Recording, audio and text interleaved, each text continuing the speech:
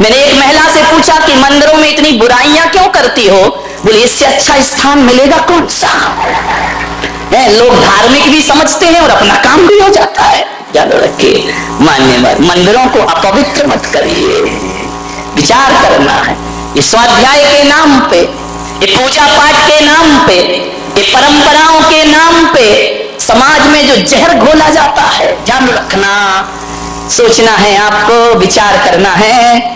ये मोक्ष के रास्ते सदा सदा को बंद हो जाया करते हैं। अरे मोक्ष के रास्ते वो नहीं होते हैं जो समाज को दो भागों में बांट दे। मोक्ष के रास्ते तो वो होते हैं जो शेर और गाय को एक घाट पानी पिला दे। वो मुक्ति का रास्ता हुआ करता है। सांप और नेवला को एक साथ बिठा देता है, वो मुक्ति का रास्ता हुआ करता है। ध्यान रखिए, कुछ नहीं है, सब बकवास। जिसे धर्म समझ रहे, धर्म धर्म सब कोई कहे, धर्म न जाने कोई। ध्यान रखिए, एक बार क्या हुआ, महादेव शिव पार्वती के साथ, अभी कहानी सच्ची है झूठी, इस लफड़े में मत पड़ना, तो न किसी पुराण में ढूंढना। हर कहानी पुराणों में नहीं होती, कुछ पुराणों में भी हुआ करती है। ध्यान रखिए, और पुराणों की कहानी नहीं, मैं तो प्राणों की कहानी ज्यादा बताता हूं। ध्यान रखना, पुराणों की कहानी तो इधर से सुनते हो, इधर से निकाल देते हो, लेकिन जब मैं प्राण की कहानी बोलता हूं तो तुम्हारे प्राण तक पहुंच जाया करती है। ध्यान रखिए, ये कहानी प्राणों की है। महादेव चले जा रहे हैं, पार्वती साथ है, और जब जैसे ही निकले काशी बनारस के ऊपर से, तो कोई कह रहा हर हर महादेव, कोई कह रहा जय शिव शंकर, हे महादेव। कोई हाथ ऊपर किए ध्यान कर रहा है, कोई एक पैर से खड़ा होकर के ध्यान कर रहा है, कोई गंगा में जल समाधि लिए शिव का ध्यान कर रहा है, कोई शिव नाम की माला फेर रहा है, कोई ओम नमः शिवाय में लगा हुआ है। पार्वती ने पूछा महादेव से कि स्वामी, ये इतने लोग हिंदुस्तान के आपकी आराधना कर रहे हैं, क्या आप सबको बैकुंठ पहुंचा देंगे? इतने लोगों का कल्याण करेंगे? महादेव ने कहा कौन कर रहा है मेरा ध्यान? बोले ये देखो जमघट लगा हुआ है, ये कुंभ का मेला लगा हुआ है, ये सब आपका ही तो ध्यान कर रहे। महादेव आपसे निवेदन है, इन भक्तों का कल्याण करो, इन भक्तों का उद्धार करो। महादेव ने कहा कि पार्वती तुम समझ नहीं पा रही हो, ये भीड़ है, एक भी भक्त नहीं है मेरा। अरे बोले नमः शिवाय चिल्ला रहे हैं। अरे बोले सब ऐसा ही है, इन पर ध्यान मत दो। अरे बोले महादेव आप इतनी कठोर क्यों बन रहे हैं? आप तो भोलेनाथ है, आपका नाम ले रहा है, उसका बेड़ा पार करो, उसका उद्धार करो। महादेव ने कहा तुम नहीं समझोगी। पार्वती ने कहा देखो मेरा हृदय करुणा से भर रहा है, इन जीवों को वैकुंठ पहुंचाओ महादेव, इनका कल्याण। महादेव ने कहा तू ठहर, ये नारी की जिद से तो देवता भी परेशान करें क्या? यदि जिद पे आ गई तो हो गया काम। नारी हट बहुत ही बुरी हट होती है, ध्यान रखना। अभी नारी की तो हटती कि सोने का मृग ले आओ, अब राम जी को भी लेके जाना पड़ा, जानते तो वो भी थे कि सोने का होते ही नहीं है। ध्यान रखिए, विचार करिए। महादेव ने कहा मैं तेरी जिज्ञासा शांत करूंगा, नहीं तो तू कैलाश में मुझे चैन से नहीं बैठने देगी। ध्यान रखना। बोले खैर मैं करता हूं व्यवस्था, ये जो तू कह रही है कि इनका बेड़ा पार, देख मेरा सच्चा भक्त कौन है। बोले ये सारे भक्त है, कोई जल चढ़ा रहा, कोई अर्घ चढ़ा रहा है, कोई आपके नाम की धूनी रमा रहा है। बोले सब ढोंगी, कुछ नहीं है इनमें। बोले वर्षों से हाथ ऊपर किया है, उन सब बेटा।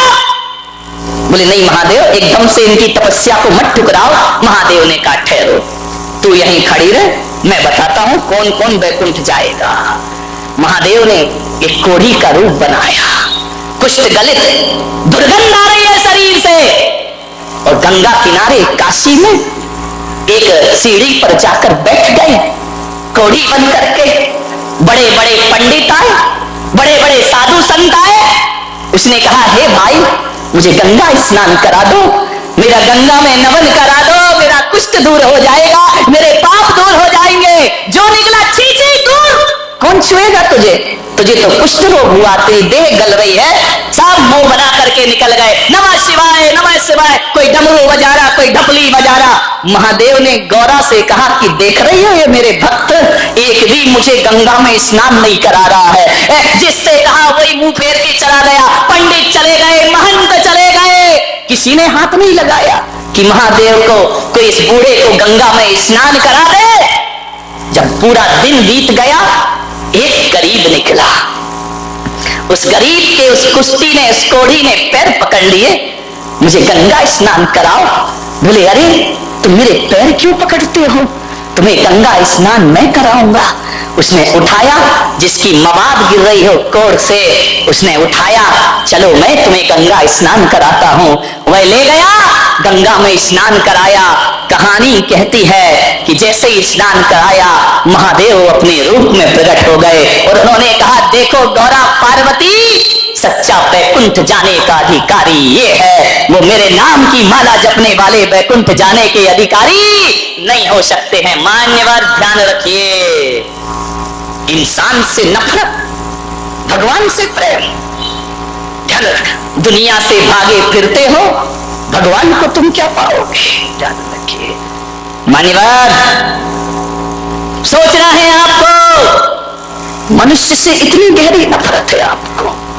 पत्थरों की पूजा करते हो, पत्थर को पूजते पूजते तुम्हारे हृदय तो पत्थर नहीं हो गए हैं। ध्यान रखिए, हम तो उस देश के लोग हैं जो पूजते पत्थरों को हैं, लेकिन दिल फूल सा रखा करते हैं। मान्यवर ध्यान रखिए, सोचना है कौन आएगा, आपको विचार करना है। एक बहू ने मेरे प्रवचन सुने और प्रवचन सुनने के बाद मैंने अपने प्रवचन में कहा कि भूखे को भोजन कराना बहुत पुण्य का काम है। प्यासे को पानी पिलाओ, भूखे को भोजन कराओ। सुबह उठकर सबसे पहले यही काम होना चाहिए। वो बहू जो कभी रसोई घर में नहीं जाती थी, कभी भोजन नहीं बनाती थी, वह सुबह सुबह उठी 6 बजे, रसोई में जाके काम करने लगी, भोजन बनाने लगी।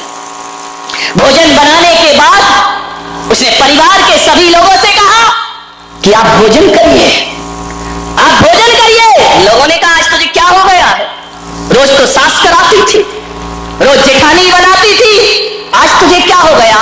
बोले बस एक प्रवचन में मेरी जिंदगी बदल गई, अब आप लोग भोजन करिए। बोले क्यों। बोले जब तक सब भोजन ना कर लेंगे तब तक मैं खाना खाने वाली नहीं हूं। बोले ऐसा क्या हो गया। बोले महाराज ने कहा है भूखों को भोजन कराओ तो पुण्य लगता है। हाँ, तुम लोग सही अर्थ कभी नहीं लगा सकते, तुम्हारी नजरों में सास ससुर सब भिखारी हो गए हैं ना। ध्यान रखना, उस बहू से सास ने कहा कि पागल हो गई, हमें क्या समझ रखा है। बोले महाराज ने कहा है कि भूखे को भोजन कराओ, प्यासे को पानी पिलाओ, पुण्य लगेगा। तो सास की नजरें तल्ला गई।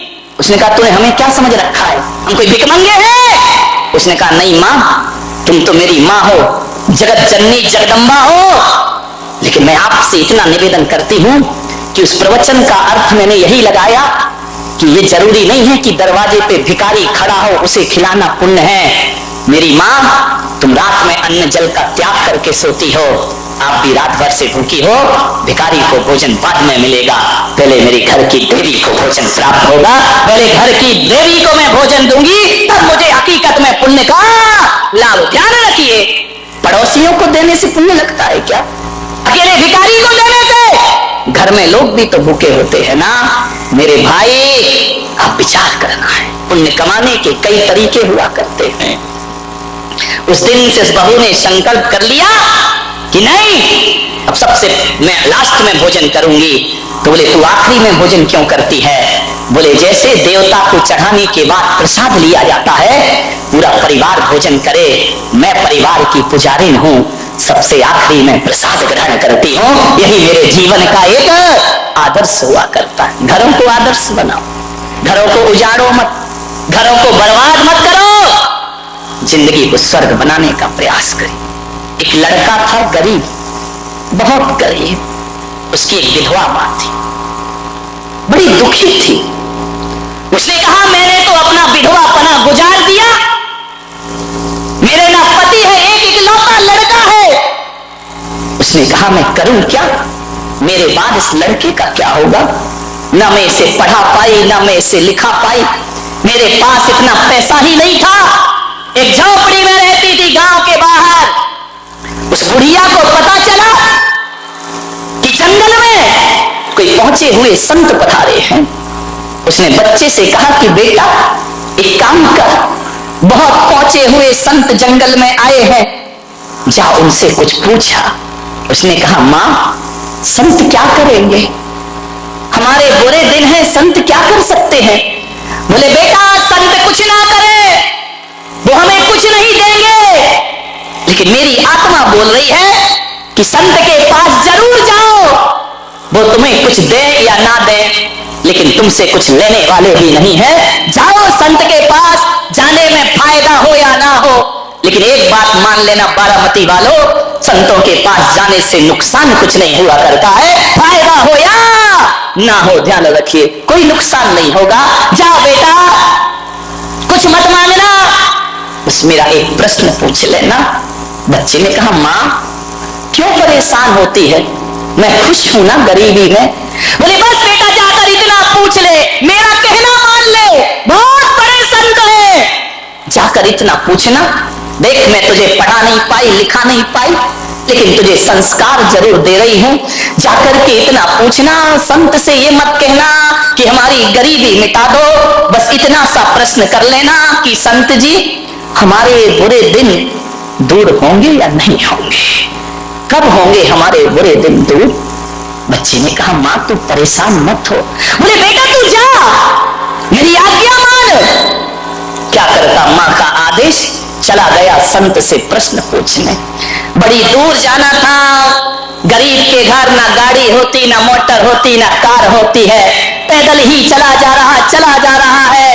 शाम होने आई, एक गांव में पहुंचा, नगर सेठानी दरवाजे पर थी।